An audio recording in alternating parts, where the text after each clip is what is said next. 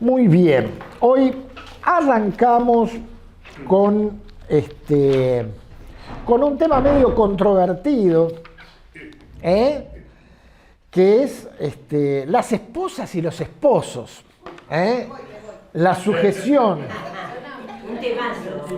Un temazo. Habla mucho de las esposas, no tanto de los esposos. Yo te voy a decir, Marce, mirá que es el día de cumpleaños. Menos mal que lo tenemos a Pedro. Acá que. Menos mal que lo tengo a Pedro, que Pedro me defiende. De todo lo que el apóstol dice.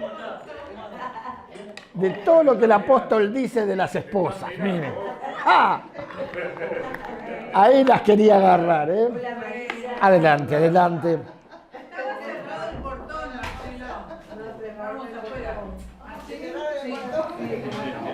Pero no tenía el... Sí.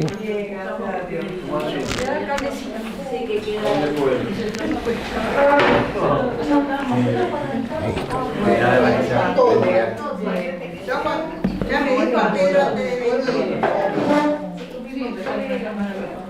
Muy bien.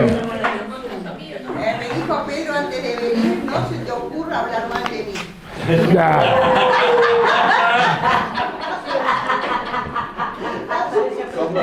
Como si tuviera para hablar por él. Ya. La verdad, tal cual. Es así. Encima, Yo no le dije nada. encima publican nuestras amenazas. Bueno, muy bien. Primera Pedro 3, vamos a leer Primera Pedro 3 del 1 al 7. Yo lo voy a leer en la nueva versión internacional, que me parece muy, muy lindo. Dice así: asimismo, esposas, sométanse a sus esposos, de modo que si alguno de ellos no creen en la palabra, puedan ser ganados por el comportamiento de ustedes, que por sus palabras, al observar su conducta íntegra y respetuosa. Que la belleza de ustedes no sea la externa, que consiste en adornos tales como peinados ostentosos, joyas de oro y vestidos lujosos, que su belleza sea más bien la incorruptible, la que procede de lo íntimo del corazón y consiste en un espíritu suave y apacible. Esta sí que tiene mucho valor delante de Dios. Así se adornaban en tiempos antiguos las santas mujeres que esperaban en Dios, cada una sumisa a su esposo. Tal es el caso de Sara, que obedecía a Abraham y lo llamaba su Señor. Ustedes son hijas de ella si hacen el bien y viven sin ningún temor. De igual manera, ustedes esposos, sean comprensivos en su vida conyugal, tratando cada uno a su esposa con respeto, ya que como mujer es más delicada y ambos son herederos del grato don de la vida. Así nada estorbará las oraciones de ustedes. Es muy lindo el pasaje, y tiene enseñanza, mucha enseñanza. Ahora, es razonable que esto que lo escribe el apóstol Pedro, ¿cuándo lo escribe? En el siglo I. La sociedad cambió bastante. Un poquito. Cambió bastante. Pero, sin embargo, tenemos mucho que aprender de esto que nos dice Pedro y de lo que dice el apóstol. Yo no sé si lo leyeron, el apóstol Pablo también, con respecto a la relación entre esposos y esposas. Dice... En otra versión dice que los esposos amen. Sí. De hecho que en realidad, si me dan un segundito, lo leo en la nueva traducción viviente, que es también bellísimo. Yo lo leo. Dice así: de la misma manera ustedes, esposas, tienen que aceptar la autoridad de sus esposos. Fíjense cómo lo traduce un poquito distinto y es un poco más claro. Entonces, aun cuando alguno de ellos se niegue a obedecer la buena noticia, la vida recta de ustedes les hablará sin palabras. Ellos serán ganados al observar su vida pura y la conducta respetuosa de ustedes. No se interesen tanto por la belleza externa, los peinados extravagantes, las joyas costosas o la ropa elegante. En cambio, vístanse de la belleza interior, la que no se desvanece. La belleza de un espíritu tierno y sereno, que es tan precioso a los ojos de Dios. Así es como lucían hermosas las santas mujeres de la antigüedad. Ellas ponían su confianza en Dios y aceptaban la autoridad de sus maridos. Por ejemplo, Sara obedecía a su esposo Abraham y lo llamaba Señor. Ustedes son sus hijas cuando hacen lo correcto sin temor a lo que sus esposos pudieran hacer. De la misma manera, ustedes, maridos, tienen que honrar a sus esposas. Cada una viva con su esposa y trátela con entendimiento. Ella podrá ser más débil, pero participa por igual del regalo de la nueva vida que Dios le ha dado. Trátenla como es debido, para que nada estorbe las oraciones de ustedes. Es muy lindo como lo traduce la Nueva Traducción Viviente. En sus cartas, tanto Pablo como Pedro dedican mucho espacio a escribir instrucciones para los esposos y las esposas. Ellos saben que en ningún otro lugar el carácter del nuevo hombre en sus relaciones sociales se hace tan evidente como en el hogar, que es la institución por excelencia. La realidad es que el hogar sigue siendo la institución por excelencia, como dice acá. Hoy nuestra sociedad lo que trata es de desvirtuar el hogar, lo trata de desarmar de todas formas, con todo tipo de ideología. Y en este tiempo, según nos comentaba el estudio que Pedro hizo, también eso pasaba. Pero no tan no sé si tan perverso, siempre fue perverso el tema. Dice, el deber de las esposas. Dice, después de advertir a sus lectores que deben ser sumisos a las autoridades y decirle a los esclavos que obedezcan a sus amos, ahora exhorta a las esposas a que sean sumisas a sus maridos. Los principios de autoridad y sumisión dentro de la relación matrimonial están presentes en el Nuevo Testamento. Hay una cosa que aclarar.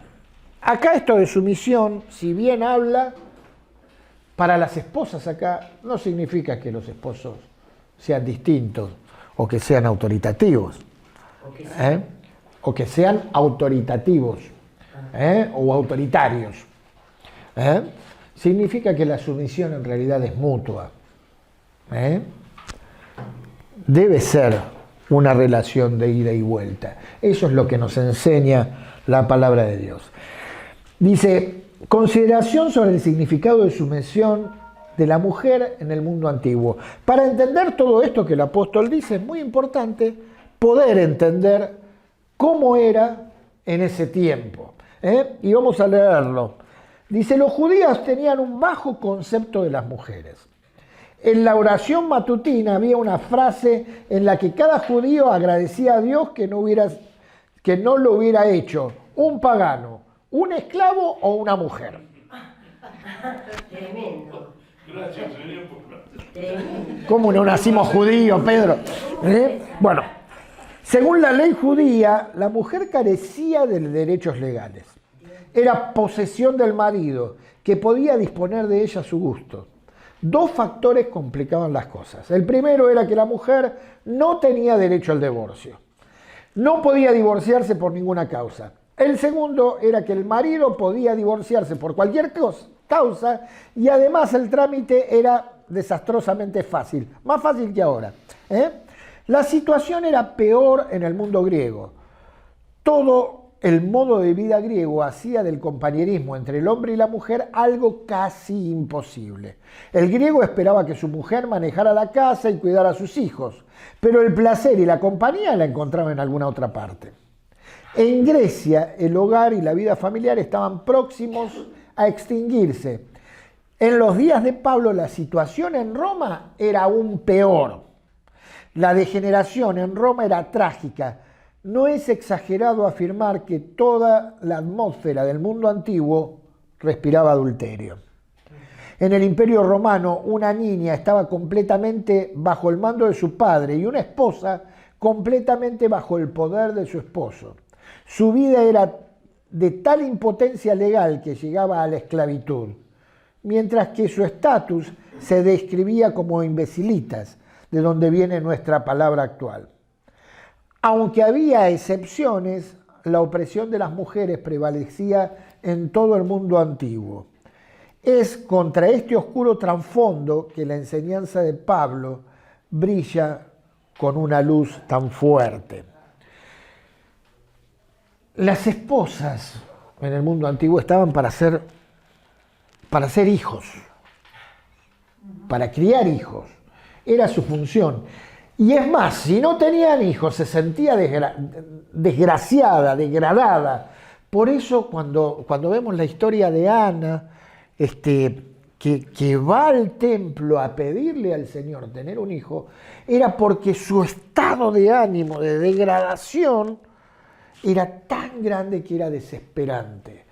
Pero más allá de eso, que las mujeres en ese tiempo se sentían, era lo importante tener hijos, después era una degradación en cuanto a lo moral y a lo que el valor de la mujer tiene en sí. Estos valores que hoy las mujeres tienen fueron inculcados por el cristianismo, fueron inculcados por la palabra de Dios. Si hoy la mujer es lo que es, a diferencia de aquel mundo, es porque Jesús cambió las vidas, es porque Jesús cambió la historia, porque Jesús vino a traer cambios reales en el mundo. Dice el mandamiento: asimismo vosotras, mujeres, estad sujetas a sus maridos. Asimismo las esposas sométanse a sus esposos, dice.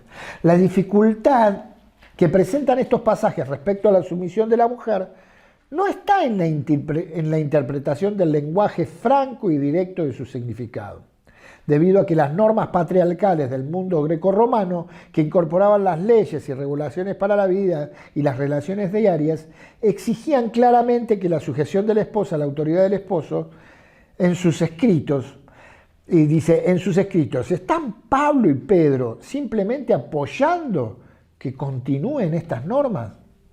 Si es así, ¿por qué sería necesario hacerlo? La frase presenta la frase como al Señor, y lo dice en Efesios 5:22. ¿Alguien tiene Efesios 5:22? Claudio, ¿lo tenés? Buscalo y déjalo ahí porque lo vamos a ir leyendo. 5:22 de Efesios. Acá estamos viendo lo que el apóstol Pablo dice, ¿no?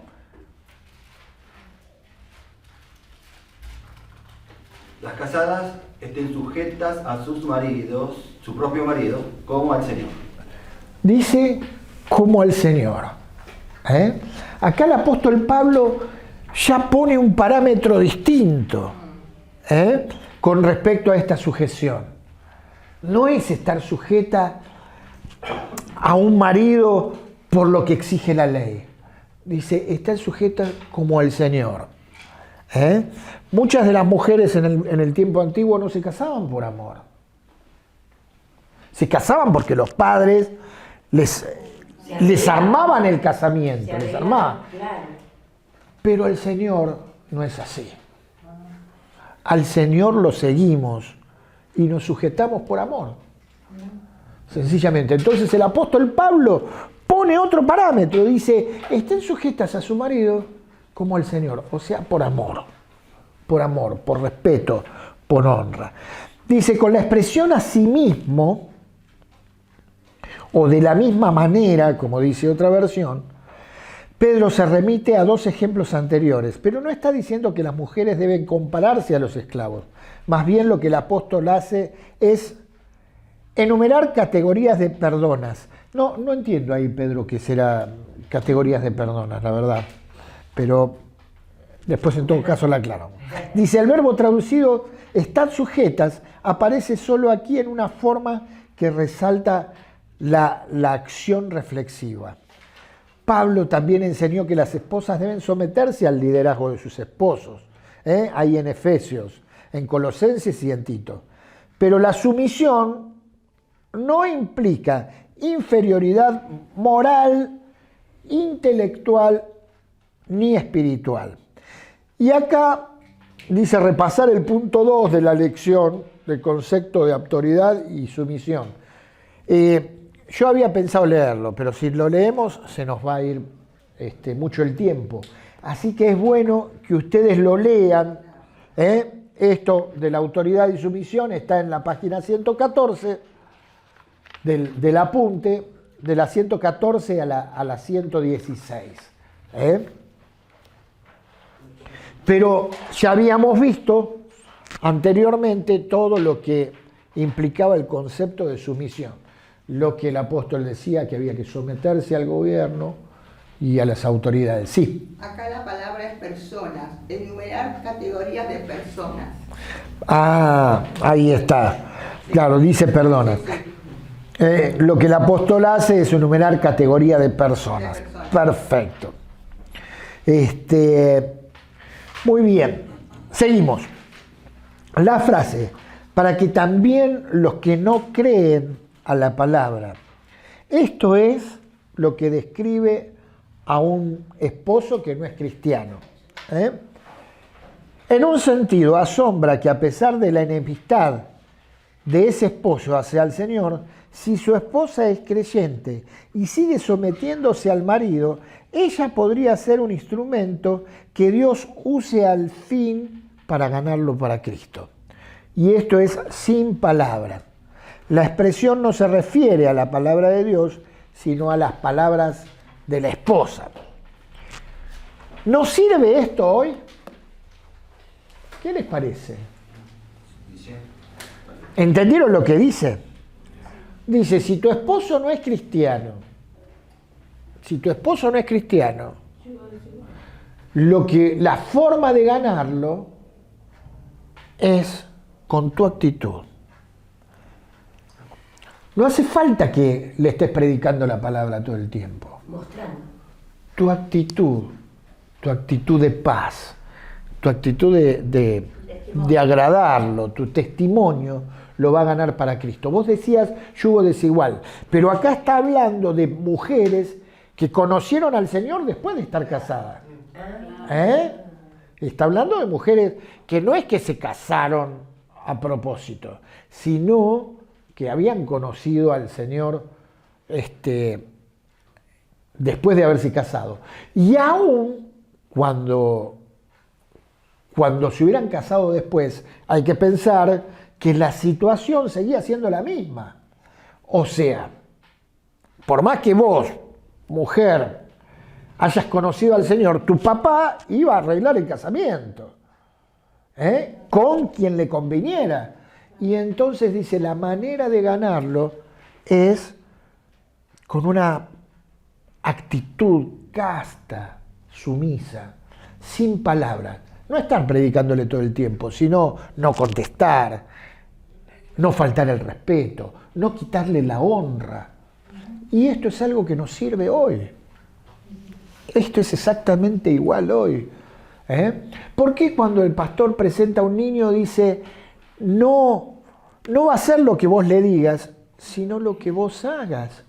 Nuestro ejemplo, nuestro testimonio habla por nosotros, siempre.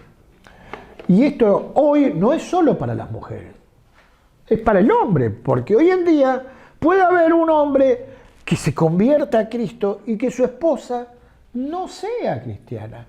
Y la forma también es ganarla con la honra, con el respeto, con el honor. Entre paréntesis, mi esposa me dijo que hoy la honré, porque le hice un cafecito, porque le compré un cafecito para el viaje. Me porté bien, hoy me porté bien. Lo que pasa también que Nora, que es especialista en violencia familiar, hay personas que honran en silencio y todo, pero la locura del cónyuge, sea hombre o mujer, a veces necesitan un gran médico y por más que la conducta sea excelente, Tal cual. necesitan una medicación. Tal cual. Gracias a Dios que hoy nuestra cultura, aunque no, en muchos casos no se llega a tiempo, ¿no? Pero nuestra cultura hoy permite el divorcio, no era como en ese tiempo. En ese tiempo no había herramientas para la mujer. Hoy sí tiene herramientas, ¿no? Hoy la sociedad le permite herramientas. Porque hoy en día, cuando uno escucha las muertes de mujeres, ¿no? Es increíble, en España, en Argentina, en todos lados. En todos lados. En todos lados. Y la realidad también es que hoy, con el flujo de información que tenemos, nos enteramos mucho más. Esto sucedió siempre. Pero a este nivel no sé, Marcelo. Esto sucedió siempre, siempre, siempre. Y que antes se tapaba. Creo que era Y peor. claro, y era permitido porque No nos enterábamos. no era importante. No te enterabas. Porque socialmente no era valorada la mujer, entonces era permitido. Muy bien, seguimos, porque si no se nos pasa el tiempo. Soy el hombre, puedo cortar.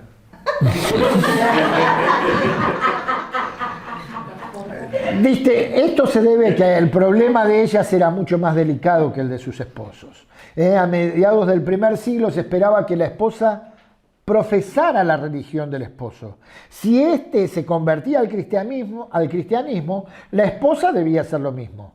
Pero si la mujer se convertía, su esposo inconverso podía considerarla infiel a él y a su religión pagana, dando un paso sin precedente en el antiguo. El apóstol da cuenta de la gran dificultad de las mujeres cristianas cuyos esposos se niegan a prestarle atención al evangelio. Esto pasa hoy en el mundo musulmán. Tal cual. La mujer que se convierte al cristianismo tiene que ocultarlo de su marido y ganarlo sin palabras. Qué difícil. Muy difícil, pero esto sigue pasando. No siempre necesitamos recurrir a las palabras cuando evangelizamos a los que nos rodean. Muchas veces es posible influenciarlos mediante nuestra conducta y mostrarle así el camino a Cristo. Esto que marca la visión de la iglesia de este año, influenciar con nuestro testimonio. El punto que Pedro enfatiza aquí es la conducta casta y respetuosa de la esposa. Es el testimonio más valioso para llevar al esposo a Cristo, manifestando su santificación a través de Cristo por medio de una vida irreprochable y pura hacia Dios y hacia su esposo. Esto es lo que manda Pablo a las esposas en Efesios. Las esposas estén casadas, las casadas estén sujetas a sus propios maridos como al Señor. Apariencia de las mujeres, dice el verso 3 al 6. Dice, la gran importancia en la actualidad, que en la actualidad hombres y mujeres le dan a la apariencia exterior, no es nueva. Saben que acá habla de ropas caras, de joyas, habla de peinados ostentosos. Me hace acordar a mi maestra de tercer grado que traía unos peinados así. Me quedó grabado, los peinados de mi maestra de tercer grado, encima que el apellido era toscano, traía unos peinados así altos. Eran impresionantes, una cosa. Yo no sé si aprendí algo en tercer grado, pero de los peinados de la maestra me acuerdo. Se ve que era importante para ella los peinados. Trasfondo cultural del pasaje. Como ya comentamos, en el antiguo tiempo en su gran mayoría, las mujeres no tomaban parte alguna en la vida pública. No tenían nada que pudiera interesarles, ni nada en qué ocupar su tiempo. El excesivo interés de realzar la apariencia personal era entonces, y sigue siéndolo, una señal de que la persona no tiene asuntos más importantes ni profundos a qué dedicar su tiempo. Es tremendo esto último. ¿Eh? Esto es grave. Claro, ojo, estamos hablando de ese tiempo. Estamos hablando de ese tiempo. Hoy no es así, pero tampoco la cultura, nuestra cultura, no se maneja en nuestro ambiente, mayormente, con esto de mostrarse tanto. Estás en la sociedad donde lo único que importa es mostrar sus joyas, su ropa, sigue siendo así, o sus peinados, o su cuerpo. Hoy hay una cultura del cuerpo en cuanto al gimnasio y a mostrarse en el gimnasio, ¿no es cierto? Mostrarse sacando músculos, tanto hombres de mujeres. En cuanto a los peinados, se dice que en ese tiempo el peinado estaba como entrelazado entre tiras de oro, ¿no? O sea, una ostentación muy grande en cuanto al alhaja en el peinado también. Tal cual. Acá les leo algo que dice del filósofo estoico Epicteto, iba a leer cualquier cosa. Dice, meditando sobre la estrecha vida a la que estaban condenadas las mujeres del antiguo mundo, dijo, cuando ellas comprenden que su destino no les depara otra cosa que ser compañeros de lecho de los hombres, empiezan a embellecerse a sí mismas y ponen su esperanza en esto.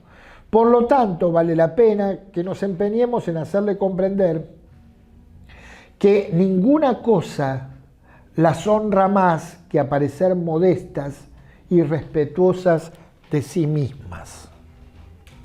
Esto es importante, y esto es importante hoy. Ser modesta y ser respetuosa de sí mismo. ¿Esto qué significa? Valorarse. Tener valor como mujer. Primero por vos misma. ¿Pero por qué? Porque el Señor Jesús te valoró. El Señor Jesús dio su vida por vos. Y te considera una mujer valiosa como ninguna. Así como a los hombres también. Entonces esto es bueno para nosotros hoy. Sos valiosa. De la forma que seas, de la forma que vivas. Porque Cristo te dio valor. Nadie más. Nadie más te dio tanto valor como Él. Y otra cosa más. Sí. Mismo el Señor dijo, Dios dijo, no es bueno que el hombre esté solo, le haré mujer idónea. ¿Y quién puede negar que una mujer consigue un varón dentro de sí misma? Tal cual. Es algo impresionante. Tal cual. Ningún hombre puede concebir dentro de su seno un hombre y una mujer. Entonces, cuando la mujer se dé cuenta de la importancia que tiene, ella por sí se tiene que valorar a sí misma, ¿no? Tal cual, tal cual. Y aparte de eso, como maridos no hay nada mejor que valorar a la mujer. A veces descuidamos estas cosas, ¿no? Pero no hay nada mejor. No hay nada mejor, porque cuando valoramos a nuestra esposa, nos estamos valorando también a nosotros mismos. Estamos haciendo que nuestro hogar sea el hogar en donde Dios se refleja. Cuando esto se pierde de objetivo, entonces las cosas se desacomodan. Es una ida y vuelta. Es una ida y vuelta. Las mujeres hacia los hombres también. Y bueno, por eso estamos viendo todo lo que el apóstol Pedro y el apóstol Pablo. Menos mal que son mayoría mujeres, ¿no, Pedro? Dice, Es interesante mencionar que en algunas referencias al adorno personal en el mundo greco-romano había muchas maneras de arreglarse el cabello. Se usaban pelucas que se hallaban hasta en las catacumbas cristianas, fabricadas con cabellos que se traía de Germania y hasta de la India. La verdad que yo, con todo el pelo que tira mi perrita, podría armar unas pelucas bárbaras. Tendría que encontrar algún negocio con eso, porque no vivía en la época greco-romano, si no me llenaba de plata. Se fabricaban horquillas y peinetas de marfil y de carey, a veces adornadas con piedras preciosas. Y en cuanto a la vestimenta, la púrpura era el color favorito. Se calcula que una mujer rica, un vestido de una mujer rica podía costar hasta 7.000 denarios.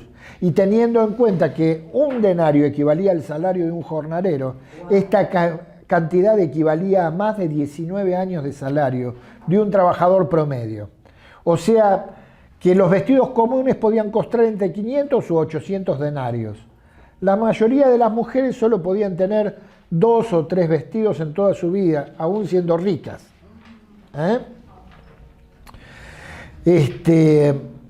Y teniendo en cuenta este trasfondo cultural, Pedro exhorta a las mujeres cristianas a considerar sus patrones de conducta, ¿no es cierto?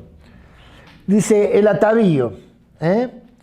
La palabra atavíen significa arreglar o deriva de la palabra cosmético. Significa poner en orden o alistar. Pablo la utiliza para exhortar a las mujeres a que se preparen adecuadamente para el culto. Vieron que uno cuando viene al encuentro con el Señor trata de ponerse lo más lindo. Trata de ponerse lindo. Ya de por sí hoy no tenemos tanto como para vestirnos, ¿no? Ya a veces hasta algunos ya no vamos a la oficina a trabajar, ¿no? Antes uno se vestía bien hasta para ponerse para trabajar, aunque últimamente decayó muchísimo el tema, ¿no? Pero para venir a ver al Señor, uno se arregla, se viste, se acondiciona de la mejor manera. Pablo utiliza la palabra griega katástole, ropa, que no solo se refiere a la ropa tal como los vestidos, sino a la apariencia, al comportamiento, a la actitud. Parte de esa preparación, y esto también va para los hombres, implica el uso de la ropa decorosa, que se vistan decorosamente. Esto que dice de apariencia, miren, les voy a contar algo que mi esposa no sabe. No, esto no lo sabe. Les puedo asegurar que no lo sabe, se va a sorprender ahora cuando le diga. Pero cuando yo estaba mirando a ver sobre quién me decidía, ¿no? Sobre quién me decidía, porque no solo estaba ella, sino había otra ahí que... No sé, pero elegiste bien. Sin duda, sí, sin duda. Pero le digo a un amigo, y no estoy indeciso. Y él elogió a mi esposa y dice, a mí me interesa el carácter de esta chica por cómo es. Fíjate cómo son sus contestaciones, un amigo mío. Dice, fíjate cómo son sus contestaciones, mirá sus respuestas, su actitud. Y yo me quedé. Y eso inclinó la balanza. Eso me ayudó a mí a inclinar la balanza, ¿no? Pero fue el testimonio exterior de otro que vio en ella. Nunca lo había dicho, nunca se lo dije. Pero hoy se enteró. Pero fue el testimonio exterior. Así que ya en esa época era buena. Sigue siendo. Vamos todavía. Que los hombres se vistan con ropa decorosa. El texto no prohíbe a las esposas peinarse el cabello ni usar joyas o ropa elegante. La novia de Salomón en Cantares estaba hermosamente adornada. La preocupación de Pablo y de Pedro era la ostentación malsana. Por eso habla de peinados ostentosos y ropa extravagante. Mucho tiempo antes de la época de Pedro, Dios pronunció juicio a través del profeta Isaías con relación a las mujeres que prestan atención obsesiva y ostentosa a los adornos externos. Isaías 3, del 16 al 24, nos habla que el Señor le habla al pueblo de Israel, a quien ve como esposa, diciéndole que usaba adornos ostentosos, que se fijaba en sus arreglos, pero que finalmente no se ocupaba de él. Está bueno que ustedes lean, porque el Señor Jesús, o Dios, siempre comparó a Israel con su esposa. Él decía que Israel era su esposa, así como hoy la iglesia es la esposa de Cristo. Y hace una comparación. Dice, y el segundo problema era el deseo de algunas mujeres de hacer alarde de su riqueza. Por eso les decía antes que los vestidos costosos no eran tampoco para los esclavos, eran para aquellos que tenían una posición en donde podían mostrarse. ¿Cómo se distingue una creyente? ¿Cómo distingue una creyente la línea a veces estrecha entre la vestimenta y adornos adecuados y la que no lo es? La respuesta se encuentra en las motivaciones personales. Una mujer no debe examinar sus motivos y metas que tiene al vestirse. Una mujer cristiana se centra en la adoración a Dios. Considerará cuidadosamente su apariencia, no solo en el culto de adoración, sino siempre. Al igual que el apóstol Pablo, Pedro enfatizó que una mujer no debe preocuparse demasiado por lo que se pone, sino por lo que lleva adentro. Una mujer cristiana debe ser atractiva en primer lugar por su carácter y no por su apariencia externa. Pedro no está dirigiéndose a las esclavas, al contrario, amonesta a las creyentes, a las pudientes de la comunidad cristiana. Es necesario embellecer lo interno, lo del corazón. En la NBI dice que su belleza sea más bien la incorruptible, la que procede de lo íntimo del corazón y consiste en un espíritu suave y apacible. La mujer cristiana no debe prestar tanta atención a las modas terrenales, que son pasajeras, sino literalmente a lo incorruptible, lo que hay adentro. La palabra griega traducida suave aparece 4 veces en el Nuevo Testamento. En 2 pasajes se trata de las descripciones que Jesús hace de sí mismo y otra de una bienaventuranza hecha por Jesús. Y la última es esta exhortación de Pedro en la que insta a sus lectoras a exhibir el mismo espíritu amable que manifestó el Señor Jesús. El Señor Jesús hablaba de que lo miremos a Él, quien era manso y humilde de corazón. Y hace esa palabra humilde es la misma traducción que esta palabra de espíritu afable, de espíritu suave. Por otra parte, la mujer cristiana debe tener un espíritu apacible. Una mujer o un hombre con un espíritu suave y apacible nunca debe ser subestimada, ya que la suavidad no debe ser confundida con debilidad, ni es la serenidad sinónimo de carencia de energía o de vigor. Una vez mi hermana, aprendí, ¿no? Mi hermana me enseñó, porque yo había tenido una situación donde me había enojado con alguien mucho, y había llegado al punto del grito, ¿no? Y después, por supuesto, me había quedado mal, ¿no? Y justo se lo conté a mi hermano. Yo era jovencito, no estaba casado. Y ella me dice, mira, el grito o la exasperación no es sinónimo de autoridad. Te la saca la autoridad. Claro. El que se enoja pierde. Tal cual. Ella me dice, no, con palabras suaves, con un buen modo, pero con firmeza, mostrás tu autoridad ante el tema. Y yo aprendí. No siempre sale, ¿eh? No siempre sale. Pero aprendí. Me quedó, ¿no? Y esto es lo que está diciendo acá. No es el tema que uno hable con tranquilidad, con paz. No significa que seas débil de carácter o que te vayan a pasar para arriba. Todo lo contrario. Dominio propio. Dominio propio, templanza, tal cual.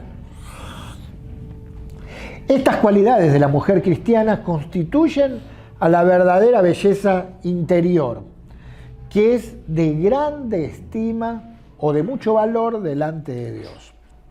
Y que resulta eficaz presentarla no solo como atractiva y valiosa ante su esposo, sino ante los demás, y demostrar así el valor y la belleza de la conversión. Ahora debemos hacer una salvedad. Es posible que la apariencia de una mujer tan desaliñada, desprolija y sin gracia como para avergonzar a su esposo, a quien tal actitud haría ofensivo el Evangelio y sería tan perjudicial espiritualmente como para prestar demasiada atención a la apariencia externa. El Señor se agrada cuando la apariencia discreta y el buen gusto reflejan la belleza interior que Cristo ha conformado en ella. Está muy bien esta aclaración, ¿eh? No hay que fijarse en los vestidos ostentosos ni en el lujo, tampoco ser un zaparrastroso, ¿eh? Porque eso tampoco refleja a Cristo. Sí. Pero, se llega a un límite de informalidad en donde muchas veces hemos visto hombres y mujeres que no irían vestidos así ni a la playa. Claro, tal cual.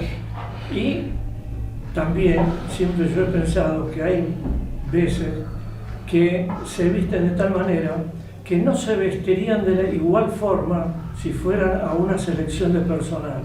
Tal cual. O al casamiento de un amigo. Tal cual. Porque vemos a muchos que a la iglesia y en otras actividades vienen de una manera muy desprolija. Pero cuando van a un casamiento aparecen con traje y corbata. Claro. Entonces creo que hay que guardar ese equilibrio que la palabra manda. Tal cual, tal cual. A veces vemos en la iglesia, hoy hay bermudas de varón muy lindas, ¿no? Que son decorosas. Pero cuando uno aparece con un shortcito, está que Hay que ubicarse. claro, no estás vistiéndote con el decoro, ¿no? Y para la mujer lo mismo. Para la mujer lo mismo. Se puede ser linda, se puede ser decorosa, se puede ser sexy aún, pero con una cierta, con un cierto decoro, con un cierto decoro. Y así aprendemos. Y también el varón, el varón también. El otro día me puse camisa y corbata. Sí. Claro. Entonces después invité a cenar a mi esposa que estaba cansada y aceptó, porque hacía, no sé, mil que no me ponía camisa y corbata. Hasta yo estaba sorprendido. Te quería comentar justamente de eso. Yo comencé en el año 80 en la Bautista, del otro lado del Panamericano, en la calle Pichincha, al 400, que era, la madre era esta y allá comenzó la obra. Y al poco tiempo de mi conversión, me llamaron así como una mini reunión a varios hombres, y me dijeron, por favor, si podía llevar saco y corbata a la reunión. Yo iba sin saco y sin corbata, iba de sport, no iba mal, pero iba de sport y si podía llevar saco y corbata. Y si no tenía, que les avisara, porque ellos me iban a proveer no sé, la ropa para que yo llevara saco y corbata. Es medio excesivo. Así que eso, porque vos yo podés- tenía, entonces no empecé les a hace ir los falta. domingos de saco y corbata. Después vino el tiempo, vino nuestro pastor y dijo, no, vengan, Claro. vengan en Vengan elegantes pontes. Claro, claro, era otra época, era una época donde a la iglesia se iba de saco y corbata, hoy ya no se usa, pero ni siquiera, pero no se usa ya ni siquiera en los trabajos. Yo creo que hacía muchísimo que que no me ponía saco y corbata. La última vez que me puse un saco y corbata fue una reunión que fui a una compañía en el centro. Y quedé ridículo. Era el único que estaba con saco y corbata. Pero ni los gerentes estaban con saco y corbata. Entonces llegué al lugar, vi cómo estaban y agarré, saqué la corbata, me la guardé dentro del saco. Y me saqué el saco y me quedé en camisa. Porque estaba ridículo. Porque no se usaba. Y hoy pasa lo mismo. Es lindo vestirse camisa y corbata, uno de vez en cuando, está bueno. Pero también va a depender del lugar donde te mueves, sí. No, yo decía, también pasa antes uno para ir al teatro se vestía de una manera, ahora va a ser en zapatillas, o sea, creo que... Para viajar en avión. Viajar en avión sí. también, ahora van con yo y Antes íbamos con sombrero. Claro, y a tal mí me cual. asombró mucho cuando empezó la nueva camada, yo trabajaba en una oficina y empieza la nueva camada y venían todos los chicos en zapatillas. Claro. ¿Viste? Y Sí, estaban con el zapatillas, celular zapatillas. sacándose selfie, las zapatillas. Yo decía, esto... Yo creo también que Jesús, cuando llevaba el evangelio que predicaba, no todos tenían ni saco ni corbata. Tal cual. Estaban dar la palabra, ¿no es cierto? Porque hay hermanos que a lo mejor no tienen esas cosas, pero el amor tiene que superar todas esas cosas. Tal cual. ¿No es cierto? Es el amor lo que supera. Es lo que vamos viendo, ¿no? Son épocas culturales que van cambiando. Y lo importante es esto que viene acá. Dice, no es la evaluación que el hombre haga de un espíritu suave y apacible la que vale, sino la que Dios haga. Es como Dios nos ve. ¿Cómo sentís que Dios te ve? Porque esto es lo importante. ¿Cómo sabés que Dios te ve? Porque a veces lo que nosotros sentimos no significa que sea lo que siente Dios. Porque dice la palabra que nuestro corazón es engañoso. Dios no nos ve de la misma manera que nos vemos nosotros. Dios nos ve con amor. Dios nos ve valiosos. Muy valiosos.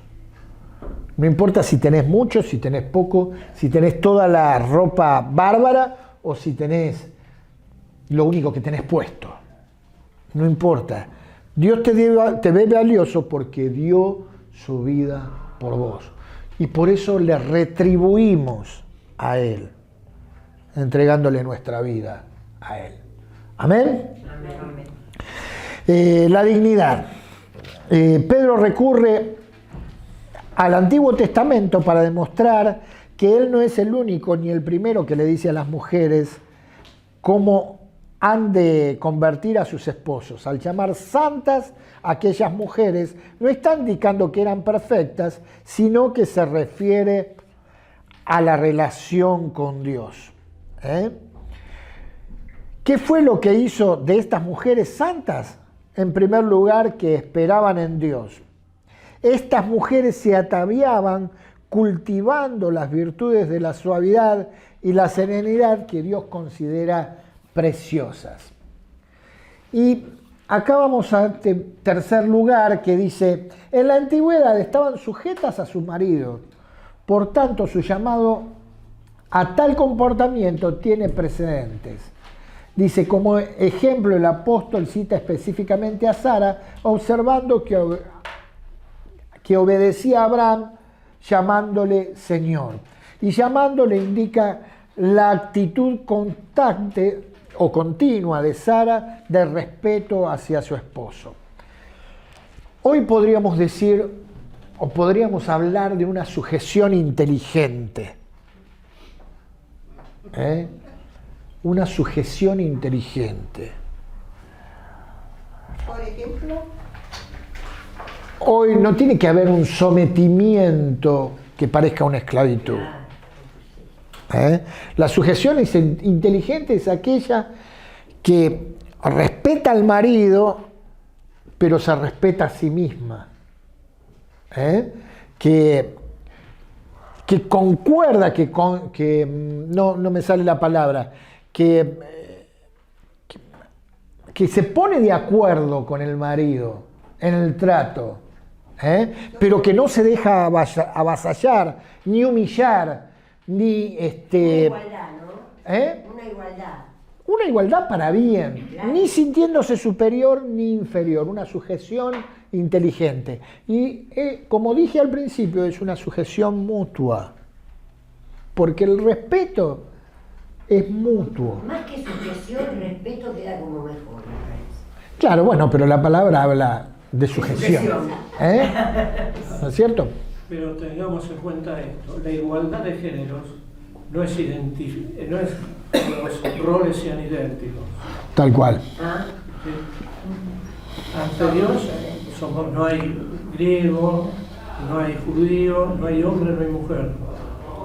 Desde el punto de vista de que Dios no hace acepción de personas. Pero sí Dios nos ha dado distintos roles que debemos respetar. Y muchas veces el problema viene porque o el hombre o la mujer no aceptan los roles que Dios les ha dado. Tal cual. No hay que olvidarse de que la Biblia dice que el hombre es cabeza de la mujer. Y eso sigue siendo así, ¿no? Nosotros podemos concordar, pero finalmente quien tiene la responsabilidad delante de Dios, sobre todo en un hogar cristiano muchas veces, es de decidir, es el hombre. Y es cabeza del hogar, y la mujer hace bien en sujetarse en esos aspectos. Veamos esto también. Tanto Pablo como Pedro, lo vamos a ver en el versículo 7, la mayor carga está sobre el hombre. Ujú. Porque para Pablo debe amar el hombre a la mujer como Jesús amó a la iglesia. A la pucha, ¿no? Y Pedro, si bien le dedica 6 versículos a la mujer, hay un versículo solo que dedica al hombre. Pero vamos a ver lo que le pide al hombre. Tal cual. Sí, que me parece que hoy no vamos a llegar al final. Te dedicamos solo a la mujer hoy, Pedro, vamos todavía. Yo voy a hablar como mujer. No sé, pero yo el domingo que viene falto.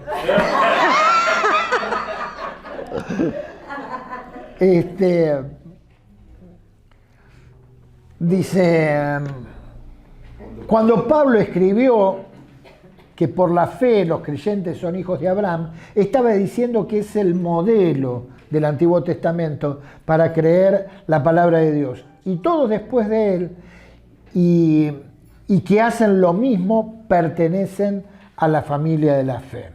De igual modo, todas las esposas de los creyentes que siguen el ejemplo de Sara en sumisión y modestia han venido a ser sus hijas suyas en este sentido, ¿no? Las esposas que siguen el modelo de Sara se han comprometido a hacer el bien o lo que es correcto. Aunque, sin embargo, pudieran tener algunos temores en cuanto a las consecuencias de tal sumisión a un esposo incrédulo por esto que veíamos antes, ¿no es cierto?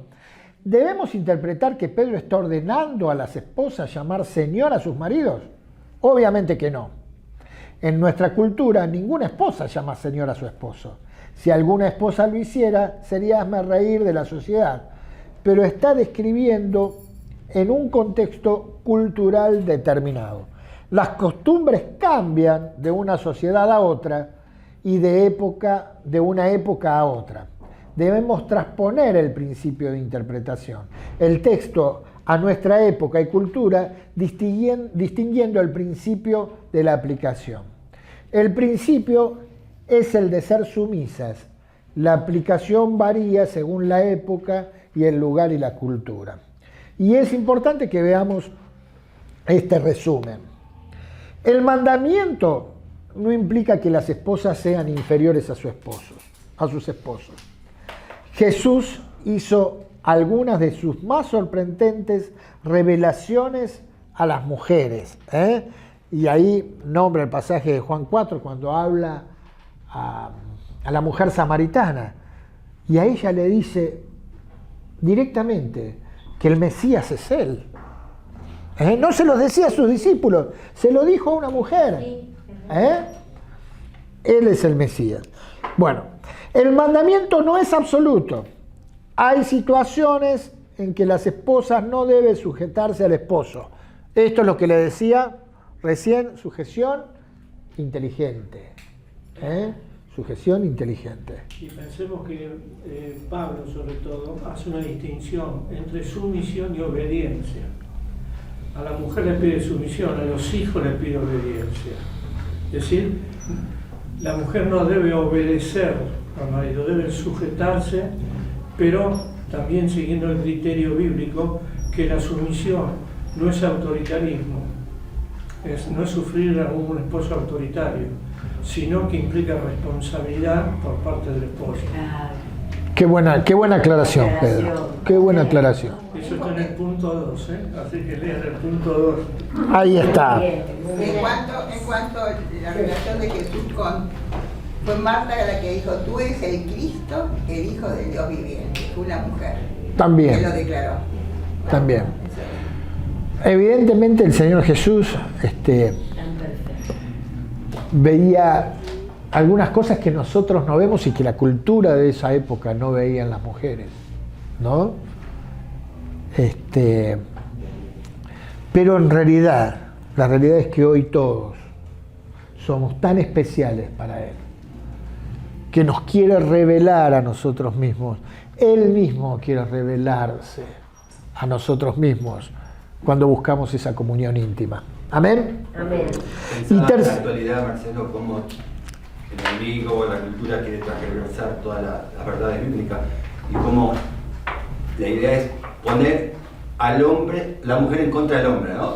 Por ahí un falso feminismo que pretende cosas que escapan a los principios bíblicos y es ponerlo allí en discordia, ¿no? Y crear división y para separar, para dividir. Se pasaron de la raya. Tal cual. Y el hombre deja. El hombre deja. Porque hay millones de mujeres que no se identifican con el feminismo actual, ¿no? Falso feminismo. Tal cual. Pero es difícil levantar la voz. Pero bueno. Y cuando alguno la levanta, cuando una mujer levanta en favor de los hombres, la critican. Y ni decir si lo hace un hombre, ¿no es cierto? Y si vos mirás hoy la televisión, por ejemplo, el programa de Tinelli, mirás el panel y la mayoría son dado vuelta. La mayoría, lamentablemente, es vergonzoso, pero bueno, es lo que hay hoy. Tercero, el mandamiento se da en un contexto de amor, del cual las esposas son el objeto, y Pablo se refiere extensamente en el pasaje de Efesios 5, del 25 al 33. Esto es importante, es cierto. Vamos a dejar la parte de los esposos para la semana que viene. No. Lo dejamos para la semana que viene y Dios quiera que el Señor venga en esta semana. Pero, esperen un segundito. Quiero decir algo más. Esto se basa en el contexto del amor. No hay que olvidarse. Acá el apóstol dice, lo primero que les dice, y es un anticipo de lo que vamos a ver la semana que viene, ¿no? Que los maridos deben amar. El principio es el amor. Cuando el amor está como fundamento en nuestras vidas para mostrar el amor de Cristo, las cosas van equilibradas. Cuando el amor de Cristo se muestra en nuestros corazones, en nuestras vidas, las cosas van equilibradas. Siempre el mandamiento se da en el contexto del amor. ¿Oramos? Papá, muchas gracias por enseñarnos.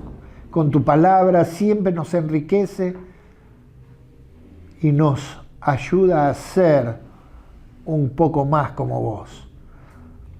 Amamos tenerte como ejemplo y amamos seguirte. Te amamos a ti, Señor. Gracias por tanto amor de tu parte hacia nosotros. Quédate con nosotros y seguí llenándonos de tu presencia en el resto de este encuentro. En nombre de Cristo Jesús. Amén. Amén.